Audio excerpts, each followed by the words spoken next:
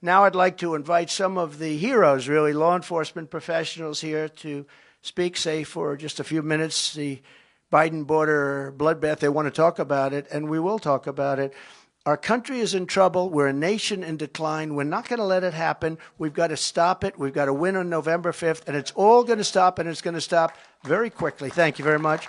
If I could, I'll ask Police Officers Association of Michigan, President James Tiganelli, to come up. He's a fantastic man, respected all over the country. Thank you. James, please. Thank you, sir. What an honor to be here and with all these leaders of law enforcement and Congress, but with you here. Thank you. Waiting for the next trip up to D.C. with you. I wanted to tell you a little bit about recruiting, retention, and what the life of the police are like right now that we know that you were going to fix for us because you did the last time, just because of how you feel about us. 45 years ago, 45, yeah. Number sounds familiar, right? 45 years ago, when I hired on at the job, 2,000 people would apply for 200 positions. Right. Because this job of deputy sheriff and police officer was a very honorable job. The guy down the street, you all knew where they lived, you all looked for them for leadership. And nowadays, and say the last 10 years, we can't get enough people to fill the vacancies. The academies are empty. Nobody's coming along. And we can't get enough candidates. So why does that happen? It's not because there's no desire, it's because of recruiting. Right. And recruiting, to me, was always the grandpa, Uncle Joe, who was a police officer. Maybe he was the baseball coach that was a cop during the week. He was the guy that you respected. I didn't come from a law enforcement family, but I came up as a law enforcement officer because they were important to me. On the east side of Detroit, you needed to have a few friends in the PD. The 48205, this is now the most violent zip code in America, I believe. That's where I was at. But there's no way we can have a president of the United States that allows 3 million people a year or more, I'm sure, to come across to come out of our country illegally. We can't allow that to continue. It's those who enter, they do so in the light of day. They do it by pushing aside our National Guard. Then they're handed a gift card, they're handed a telephone or an iPad, transportation to anywhere in the U.S. that they want to go. And then you want to tell these law-abiding people that are here, you have to obey the law. There seems like there's no real reason to do that anymore. And that's made it very hard to be policing because people look to us, the law-abiding people look to us, but they're saying, what about that person? What about that? As you've talked about here today. My mom used to say it takes the wind out of your sails. You just kind of, everything calms down and it's not so good. The felons that we arrest become misdemeanors and then they become no bond and then they become free guys really before we get our car cleaned out at the end of the shift. Why would you expect people to obey the law when millions are rewarded for disobeying it? I don't know how many officers must get injured or killed or worse, the civilians out there that are injured or assaulted or killed and assaulted. We've heard about a couple of them here tonight. I know that we can fill these vacant jobs with good people. I know they're out there. I know we can recruit them, but we need a commander-in-chief that will give them just simple due process. You've talked about some of the things that are important to us, but they just need to know they've got somebody behind them a little bit instead of trying to push them backwards, pushing them forward. I think that'll help to restore the honor to this job that was once such an honorable one. I can promise you that our guys will put that suit on and go out and do the job for you. They really will, and they'll be better for all of the people in this room when that happens. We always were what stood between law-abiding citizens and chaos. You hear about it all night. You've talked about it here today.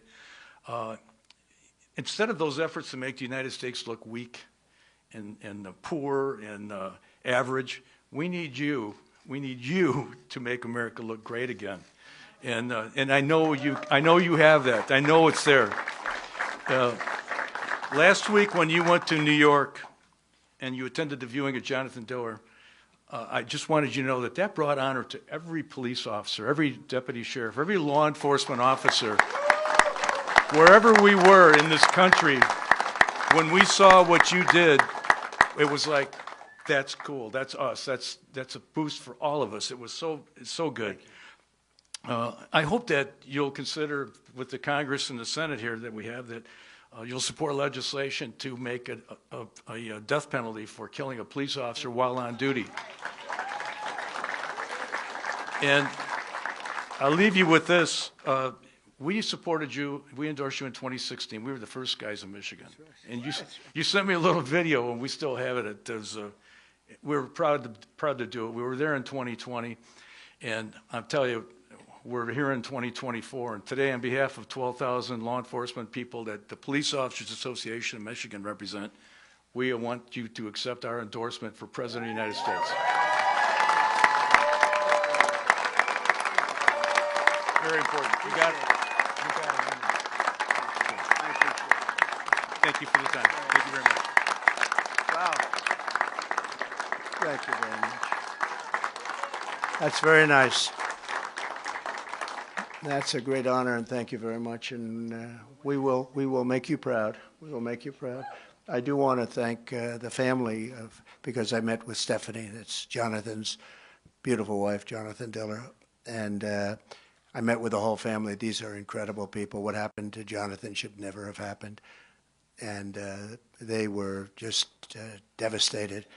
But the spirit and the love and the numbers of police that were there, and firemen, firewomen, the number of people that were there was incredible. It just was incredible. But that's an incredible family. So we send our love. I said to Stephanie, he will not have died in vain. So, but I thank you very much for the endorsement. Thank you. So, if I might, we're going to do this very quickly. Sheriff Daniel Abbott, as you know, Van Buren County, highly respected, and he's going to say a few words. Thank you, Daniel. So I'll make this pretty brief. I was asked to hit on how the open borders are affecting us here in southwestern Michigan. Our county is actually on the southwestern part of Michigan, only Berrien's below us. I ran some numbers yesterday in our jail facility. 40% of our inmates in our jail in Van Buren County have out-of-county residency. Out of the 40% that do not live in our county that we're feeding every day, 10% of those have addresses from Mexico or Guatemala. Put that in perspective. We are a rural community. 10% of the folks in our jail are from Mexico or Guatemala. They're not in our jail by coincidence. We didn't just see them walking down the road and saying, you know what, I don't think you belong here. They're in our jail because they committed crimes. If you look at the heinous crimes that they committed, the one that really jumped out at us is all the violent sex crimes. And it's not just against adults. It's against our children as well in our community, and that's appalling. To go even further on that, with the open borders the way they are, when President Trump was in office, our narcotic unit was buying a ball of meth, which is 3.5 ounces of meth, for $300 to $350 for a ball. As of this past week, a ball is $85 because the market's flooded by the tons coming across the open borders and semis. And when I say tons, I mean tons. It used to be a thing of the past, or it is a thing of the past, folks doing making the meth in their own residences. They don't do it anymore because the cartel's bringing it in by the tons. They're not having to make it inside their residences, hence the cheap amount that's going out and the amount that's on the street. It's disturbing. I've got a few bullet points I want to really drive home to you folks. Career law enforcement officers have faced incredible challenges these past 4 years for several reasons. The drastic rise in fentanyl as well coming over the border has touched just about every family in southwestern Michigan. You guys all see it on the news on a regular basis, all the ODs and domestic situations that we handle in law enforcement. We handle roughly 2 overdose deaths a week in our county. Keep in mind, our county is only 76,000 population. So at least twice a week, we're handling those. And those are numbers I ran yesterday. I just didn't make those numbers up. That's disturbing. It's getting in our schools. It's getting in our children's hands. It's very disturbing. It's killing our kids. It's poisoning our communities. It's making the jobs of law enforcement professionals much more difficult. The open southern border is the heart of lawlessness and crime you're witnessing. Make no bones about it. We need leadership at the national level that is willing to solve this crisis. President Trump, without a doubt, is the leader we need to get the job done and get America safe. Thank you.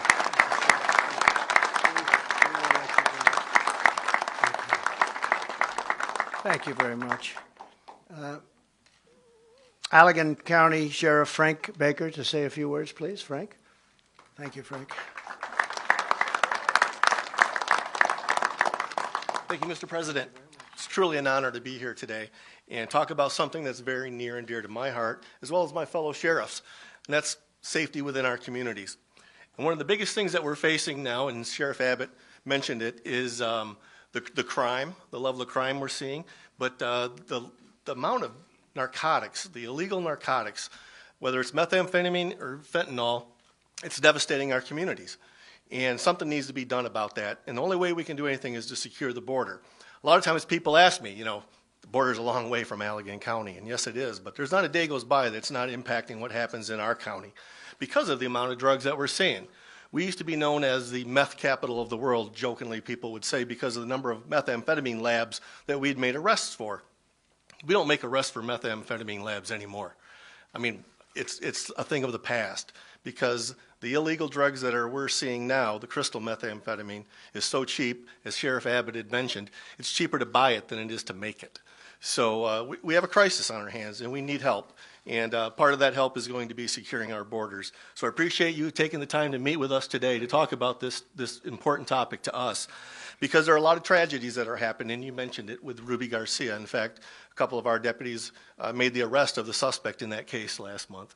So it's happening in our neighborhoods, even though the border is a long ways away, and we need help. And so I appreciate what you're doing to help us and meeting with us today to talk about this concern. Thank you. Thank you, Sheriff. Great people behind me. Is Tom Homan here, by any chance? Tom? Tom Homan? Where's Tom Homan? Because I wanted to pay tribute to him. He is some man. And I know he was around here. I said hello. I said I might bring you up, but I'm not going to bring him up because he's not here. He had to get back to capture people. But I just want to thank Tom Homan. He has been so special. He's been so great on television.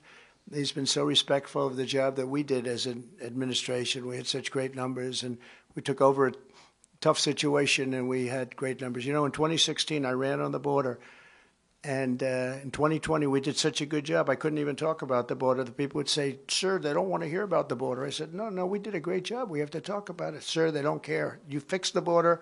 The border's great. You see the numbers up there. The border's great. Nobody cares about the border. And now we have today. Today, the border is 100 times worse than it ever was in 2016.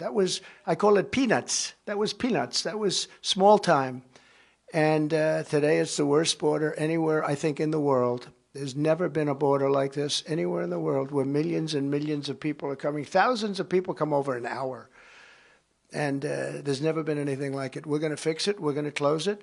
And we're going to do many other things that we're not here to talk about, but we're going to make our country great again. We are not now a great country. We are a country that is in serious decline. And we're not going to let that happen to our country. We're going to fix the economy. We're going to get inflation under control. Inflation's up probably real numbers 50% in the last few years, and people are being destroyed just going to the grocery store. That's where I hear it the most. They go out for groceries. They can't believe it. They're paying 4 and 5 times more than they did 2 or 3 years ago. But we're going to fix our country. We're going to be respected again all over the world. I'm going to keep you out of World War III. We're not going to have World War III. Right now, the way we're going, you're going to have World War III.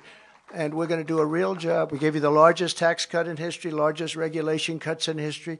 We took care of our soldiers. We rebuilt our military. We beat ISIS, and we didn't go into any wars. Everyone said, remember when Hillary Clinton said, look at him, he's going to get us into wars. I got us out of wars.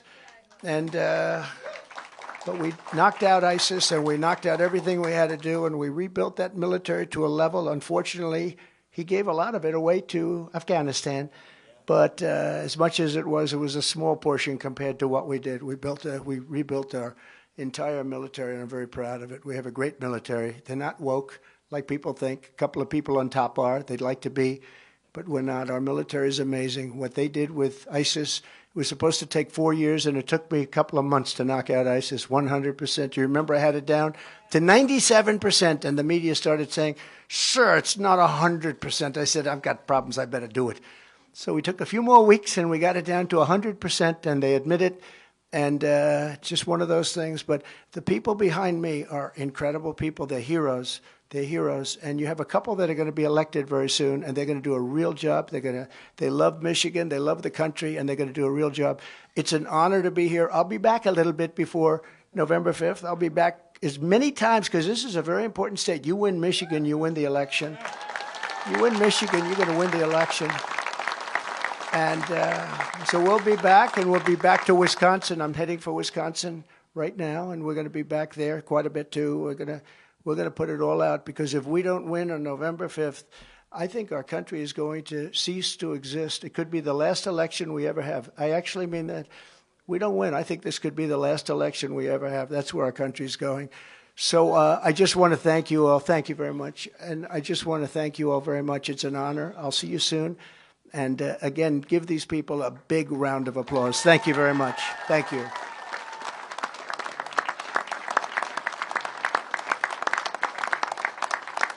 President.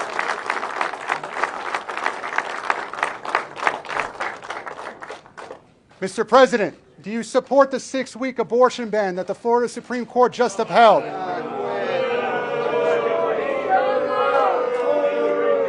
be making a statement next week on abortion. We're going to make a statement next week.